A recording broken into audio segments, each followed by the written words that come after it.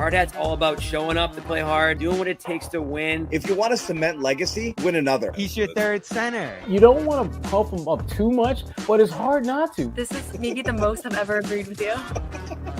The last thing we didn't talk about that I think has some interest, wasn't quite asking whether Joe Mazzulla will be back, but just kind of a general question about Joe Mazzulla and the coaching staff. And here's what Brad had to say about that. I don't think anyone in coaching ever thought it was certain. So I think uncertainty is what you sign up for in some ways. But listen, there's so many things that go into winning and losing. And, coaching's part of it, right? But, playing, circumstances, injuries, whatever the case may be, there's so many things. And so that's why I think it's so important to, I know how hard their jobs are. And I've felt for Taylor and for Mike, and obviously talked to both of them. And but every year, good coaches get let go. And they're way better than everybody talks about them. I'm just telling you because I coached against them. They're way better than everybody thinks or knows. So, but that's the reality of our situation because that's the way the world works. And there's other coaches that are really good too that'll get their opportunities. And but yeah, we're lucky that we have Joe here. We're lucky that we have the staff we have here, and we're thankful. So I'm not really sure why this question was about why coaches get fired and how it's that, because but I guess what we're trying to get at is, and it wasn't directly asked, Joe Mazzulla is safe. There's no reason to believe that he isn't, but I don't think it's ever entered Brad's thinking that Joe's not here. No, I don't think that's been anything that has been ever given an iota or a nanosecond of thought, in part because Joe has done exactly what Brad couldn't do, and that's win a championship. Brad has gone out of, I think Brad's experience as a head coach has helped him in his GM role to giving Joe the tools that he needs to be successful. And this is where things get interesting because there's definitely going to be some form of paring back on with the tools and toys that Joe is going to have to play with. And how is he going to handle that? Joe is going to have to coach this team, I think, differently than he's done in the past because he's not going to have as many options as he's had in the past. And so, again, I think that's part of Brad's thinking with Joe because he's done a great job with what he's been given to work with.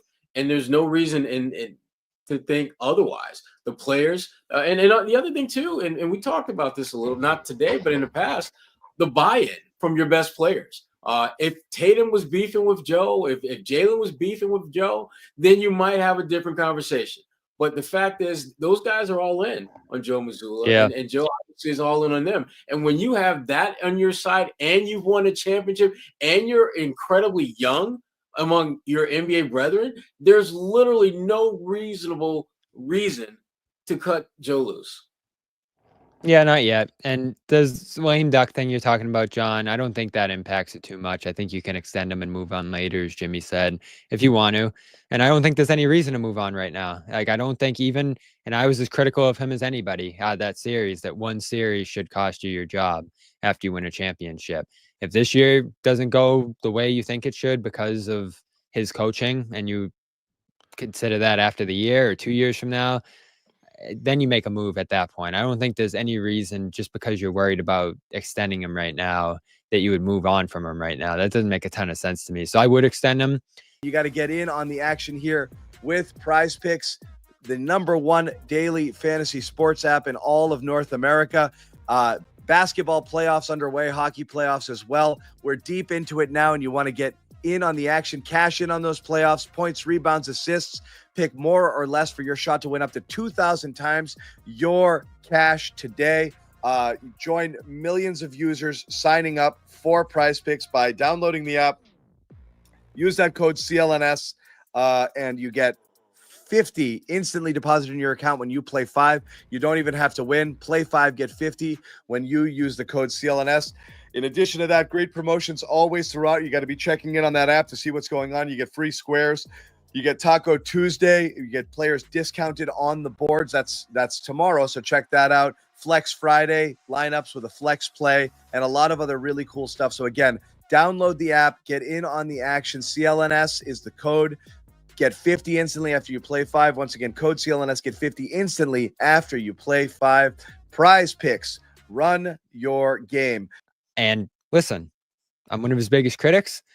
I think a lot of good stuff has come out of his coaching philosophies here. Yeah. I think it solved a lot of problems with their teams. And more importantly, going into this year where they're going to be undermanned, they've won a lot of games under him with guys out, guys missing, 3 guys missing, 3 starters, 3 starting level guys. They'll still win some games. So I think that's actually a good position for him to be in. I know you're interested in that, Noah, too, how he handles a year like this. Temperamentally, I think that might be a question. Can he handle what's probably going to be a difficult year at times after 3 amazing seasons That's my with no question. issues? I'm just What are curious those what it looks press like. conferences going to be Yeah. like? Yeah, that's what I'm excited for. I think Sherrod's point is the most salient to me around if he has buy-in from the star players on this team, the players that you're going to keep around and continue building around. I'm not sure exactly who those players are, but if they continue buy to believe into in him. the way that they've expressed to us countless times, then you keep them around. I also think the grass is just always greener with coaching. Like I'm on all over NBA Twitter, and every fan base wants the other team's coach. Everybody wants Mike Malone now, but the Nuggets Everyone fans wants were Malone. clamoring. Everybody wants, it's just so I just, unless you have a real fundamental, like, listen, the Tatum no longer believes in him. This is what happened in the locker room. Like, we have no indicators of that. What we do have is 2 choke jobs in games 1 and 2, which have reminded me of choke jobs under Ime and reminded me of choke jobs under plenty of coaches. Well, And listen, we Joe have two- deserves we some have fault two- for those. We have 2 choked series, and 2 of the worst choked series, losing to an 8 seed, the Miami Heat 2 years ago.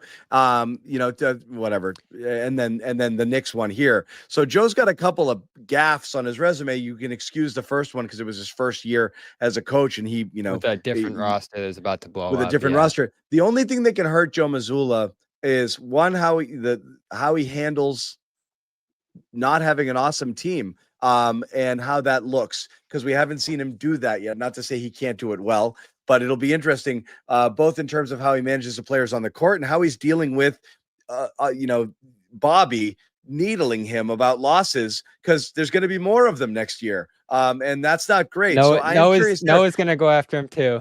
Right now.